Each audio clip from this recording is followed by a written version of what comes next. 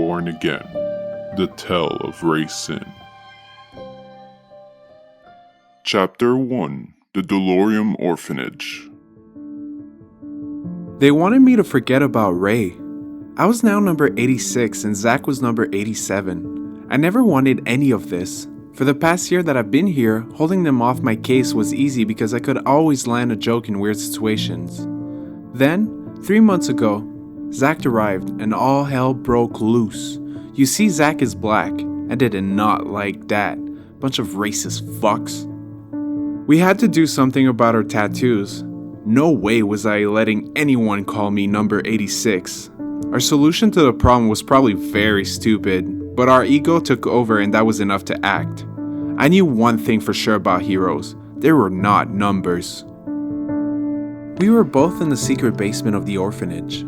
It was really just a regular basement, but no one ever came down here since nothing worked, except the sink in the one bathroom that's too disgusting to even take a dump in it.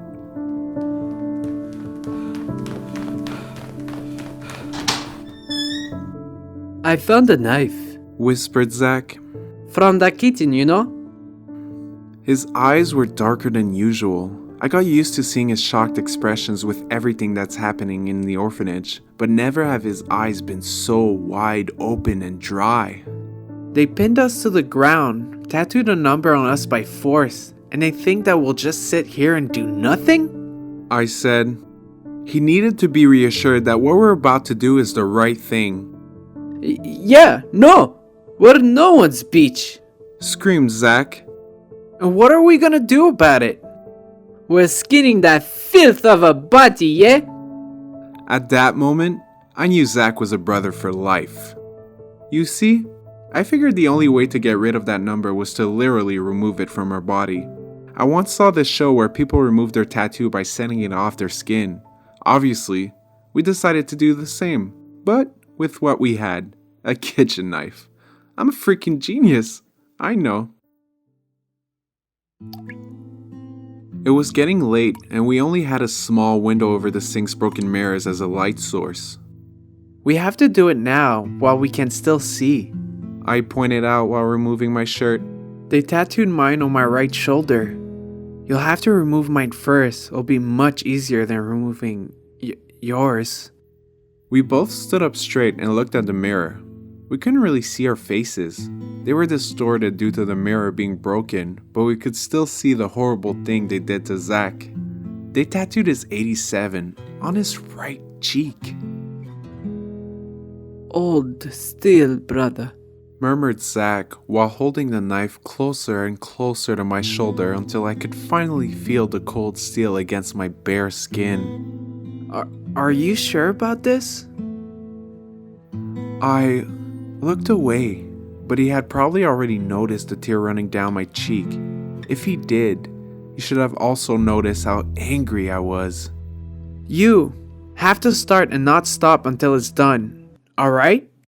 I'm counting on you to make me prettier than ever, I said confidently.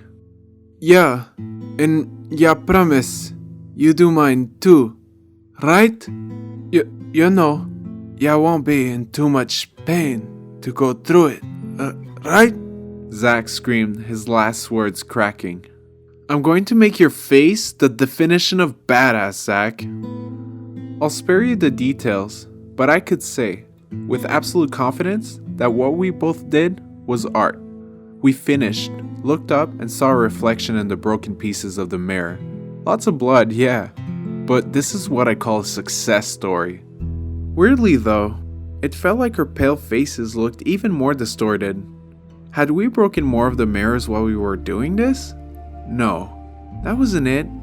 My motionless face, my glare, it was the same as the contractor's when he looked at me.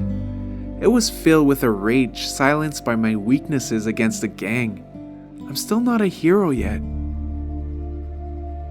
Hey, Ray, said Zack while we were both still looking at the mirrors. You look like shit. Probably because you're standing next to my pretty face, huh?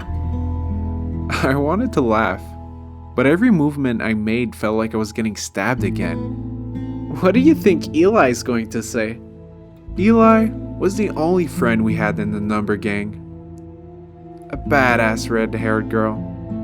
She was alright. For a number.